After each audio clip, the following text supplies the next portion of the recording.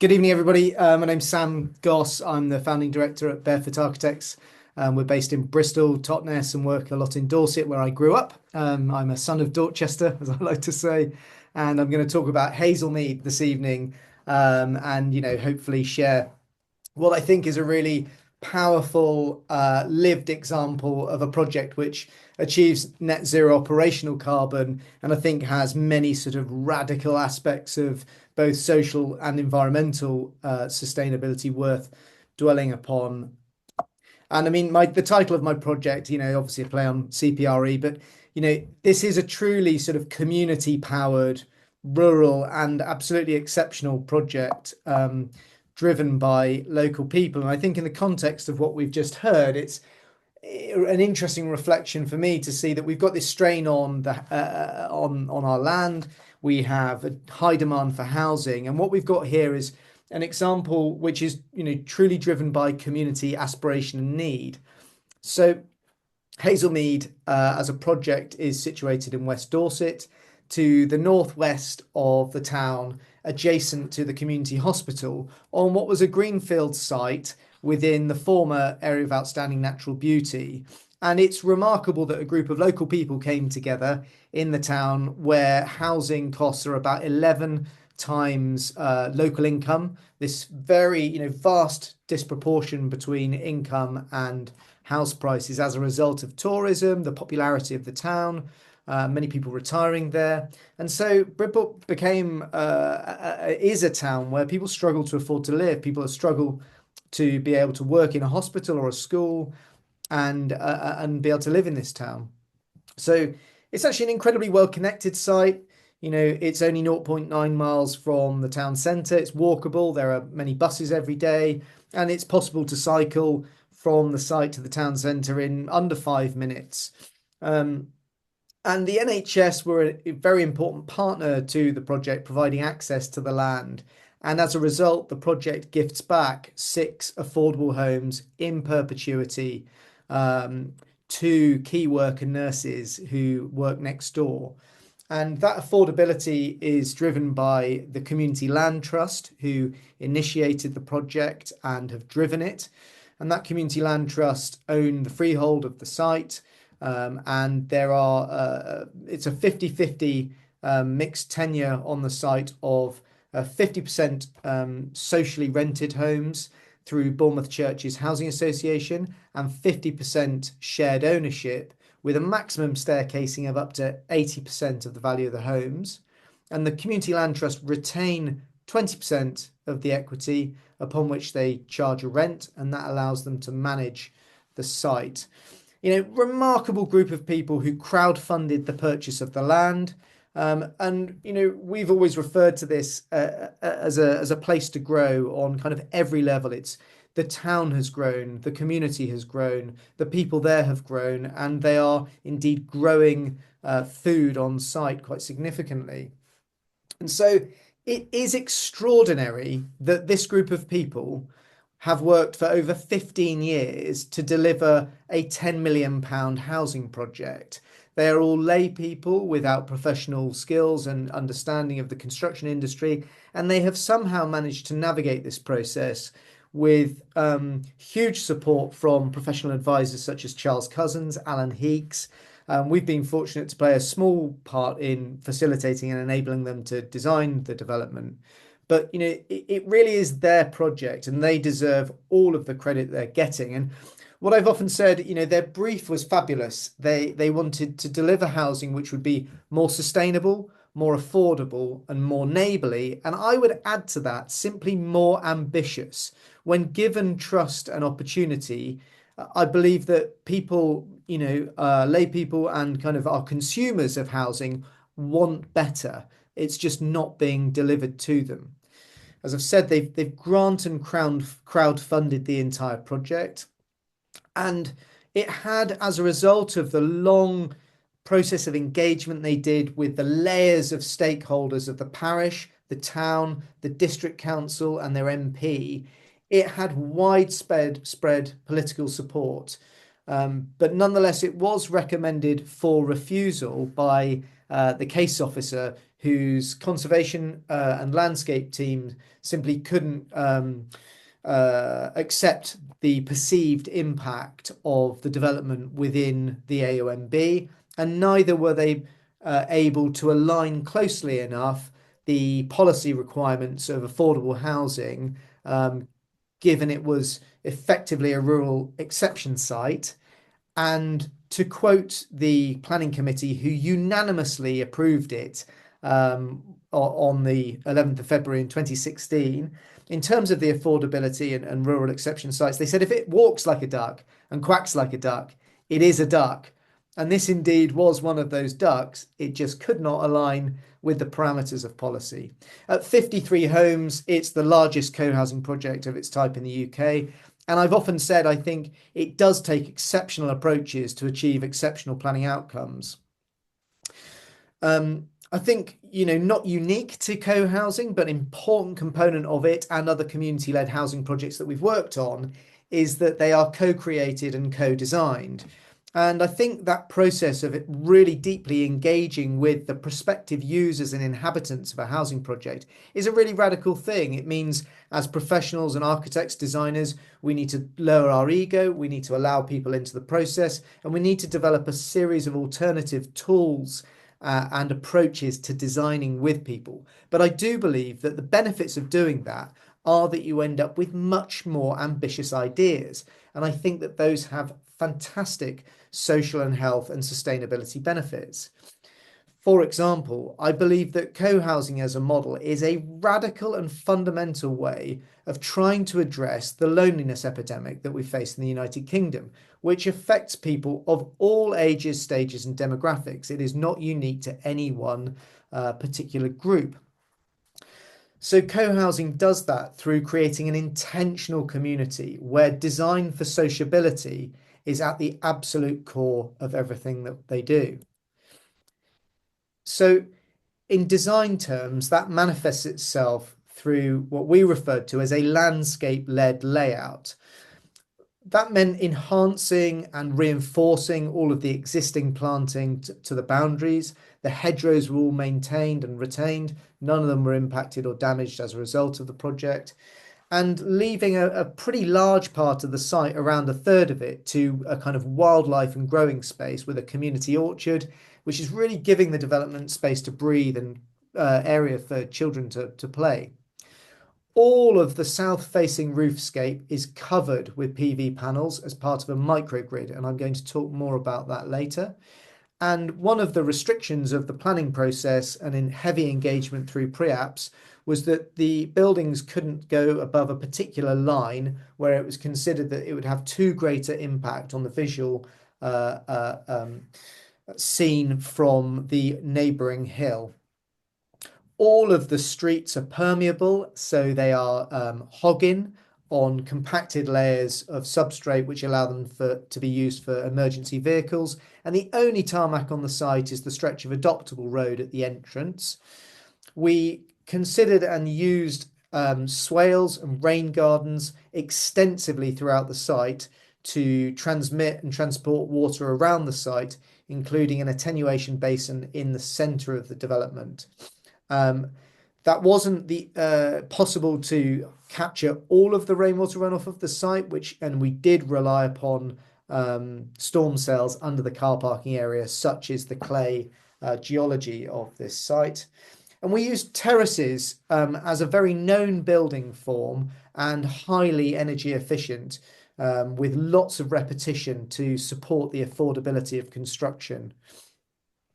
Bike parking is actively encouraged with secure sheds at the ends of each of the car-free streets. And what you'll see later on is that children and adults alike actually just leave their bikes outside their homes. It's very, very safe as an environment as a result of the social sustainability here. And alongside the homes for the NHS partners next door, there's also overflow car parking. So for those of you who aren't necessarily familiar with co-housing as an alternative approach to housing developments, it arose sort of within Scandinavia and Denmark in the 1970s and has spread quite effectively over parts of Northern Europe, a lot in the United States and Australia as well. So co-housing, it's to create an intentional community, an intentional neighborhood where I'll say again, social interaction is actively encouraged by design.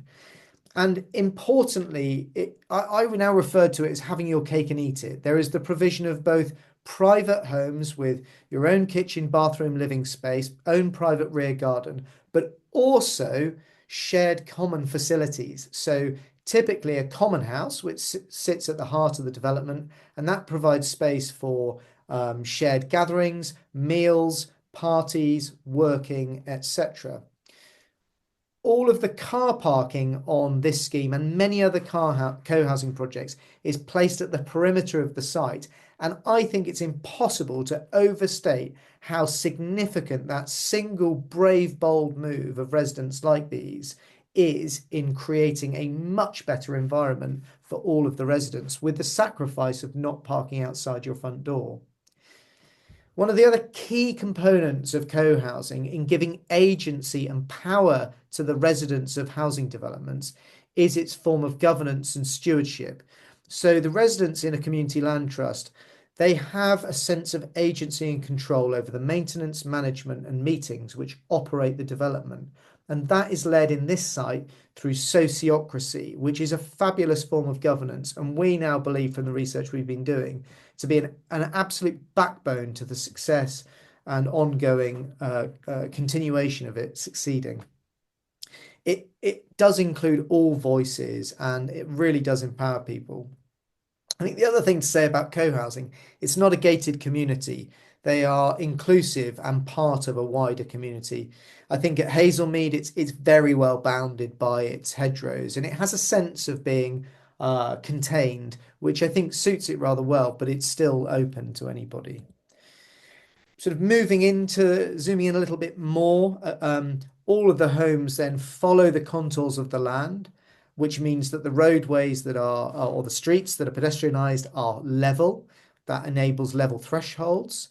It means that all of the terraces are capturing solar energy, both passively and actively, very, very effectively with shading incorporated to both the ground floor and the roof. And what we sought to do was create open plan, flexible living with sociable front gardens where there are no fences and boundaries. And again, that really encourages people to be able to see one another from their kitchens and dining tables as they're walking along the street. And I'll go into that a bit more later. The shared facilities also include guest bedrooms, a laundry and workspaces. And that augments homes which meet the nationally described space standards, but are, compact. And I think it's one of those sort of practical things where through an organised community, you can provide additional facilities that make life easier to live. The common house in the centre of the development is now being self-built and self-funded. And I think that's a really, really crucial part of it. And they're struggling to complete that because it wasn't funded through the grants received from many agencies. The quality has been driven through modern methods of construction, which Andrew touched upon, and I'll go a bit more into that later, but it's a SIP panel that was manufactured off-site using PIR, unfortunately less ecological than the residents aspired to, but part of a design and build value engineering exercise, but still very, very highly energy efficient. So the standard that was adopted for this project, unfortunately, Passive House wasn't quite affordable, but the AECB, the Association for Environmentally Conscious Builders, Carbon Light standard is a really good alternative. Some people kind of refer to it as Passive House Light because it does have the ability to reduce overall CO2 emissions by 70% with a cost uplift over building regulations of only around 5%. So it's a lower cost uplift than Passive House, but it's still designed using PHPP, so Passive House Planning Package modelling, and it aims to deliver heating at less than 40 kilowatts per metre square per annum. So that space heating here is provided through, it's actually direct electric heating, which is fueled by the clean green energy produced on the roofs. And the standard is for an air tightness of less than 1.5 air changes per hour, which, as Will sort of touched on earlier, is really good. It's better than building regs, not quite Passive House. And all of that's very carefully worked on to reduce all thermal bridges through the modelling and on-site inspection routine, which is a very, very rigorous process to validate that the design standards and criteria are actually being met, and we obliterate the performance gap that we so often see. And that's been incredibly effective. So I don't have all the numbers. I've focused on the pictures here. But what I can tell you is that we know from the analysis that we've now done of about 18 months worth of data is that the homes are actually performing better than the design standards. Many of the terraces are operating effectively as passive houses with actually less than 20 kilowatt per hour per meter square energy demand. And that is principally being driven, and the claim of net zero operational carbon is absolutely driven because of the community microgrid of PV panels. So this is a 210 kilowatt system, which has been funded through a partnership with a number of organisations, including Dorset Energy. Tim, I know, is on the call as well, and Bristol Community Energy, who put in about £1 million, I believe, to pay for the huge Tesla batteries, which sit in the northeast of the site there. Again, I think this is a remarkable achievement for a group of local residents to have partnered and pioneered with a range of other people to set up their own energy supply company, which allows them to provide low-cost electricity to themselves with it effectively guaranteed to them. Again, addressing fuel poverty, which we know to be a huge issue in affordable housing and nationwide. These homes then also have air source heat pumps, which are internal and provide hot water. And as I said, the direct electric heating, which is precious little used, as I understand, from most of the residents, particularly whenever the sun shines.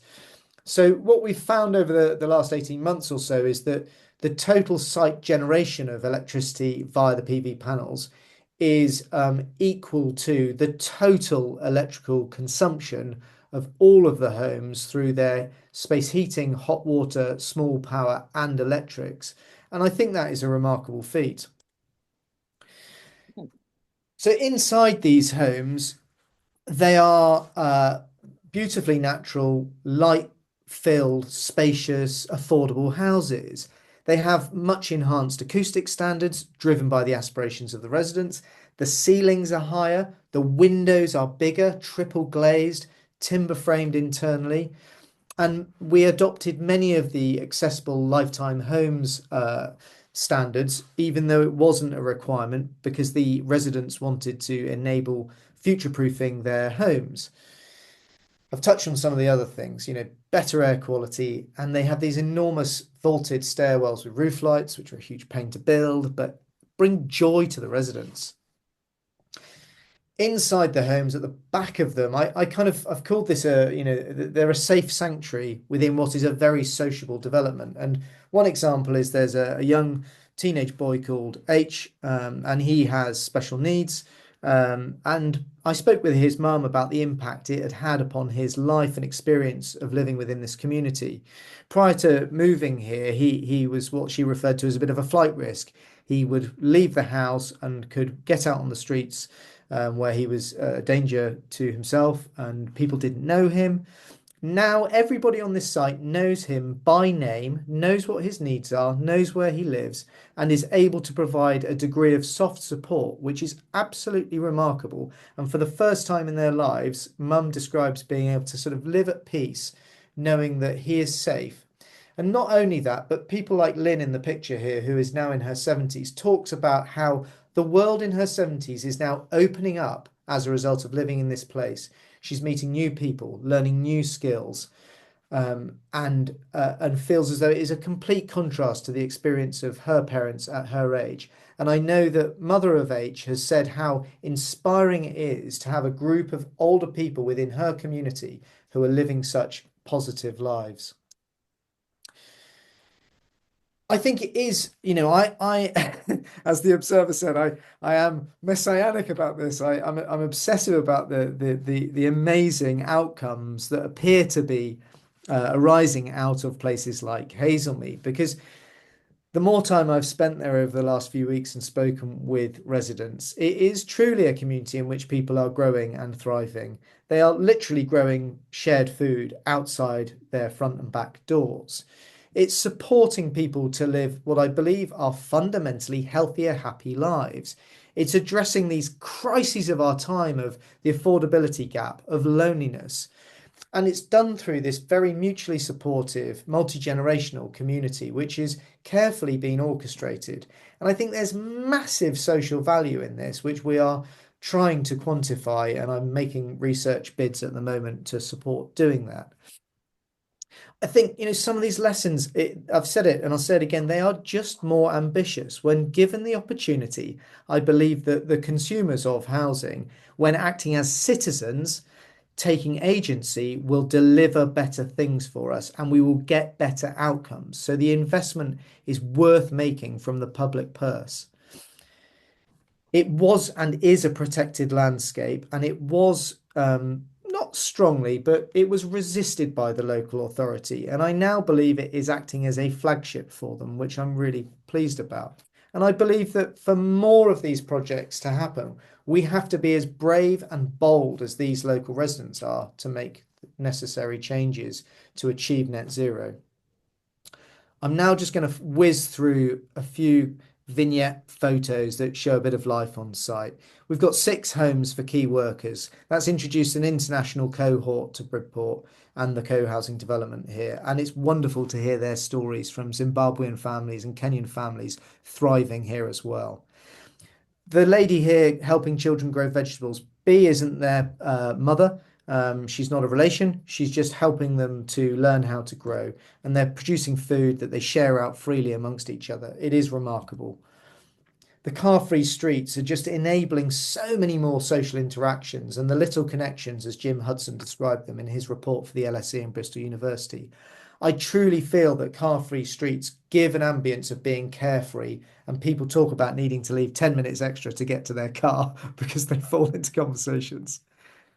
Everybody knows everybody. It really is a sort of, it's not idyllic. Some people don't get on. People like each other less than more and less than others, and that's just normal. But people still know and acknowledge each other by name, but across generations.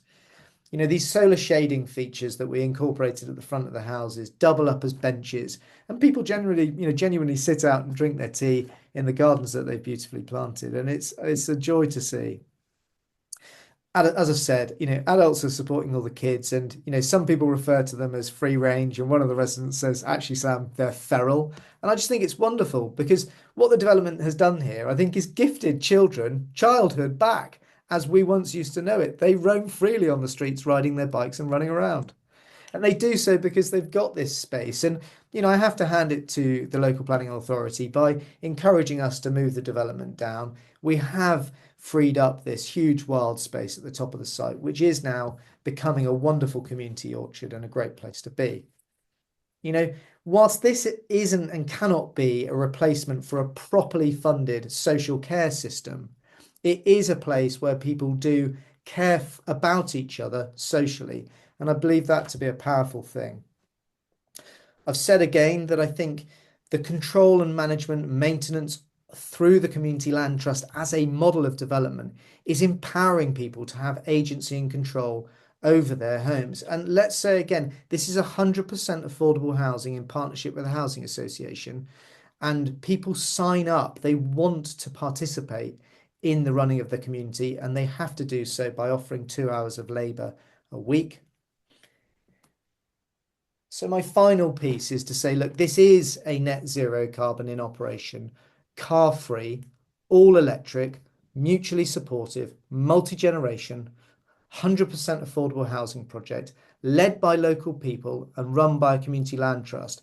So my gambit at the moment is to say, why doesn't every village, town or city in Dorset and the UK have one?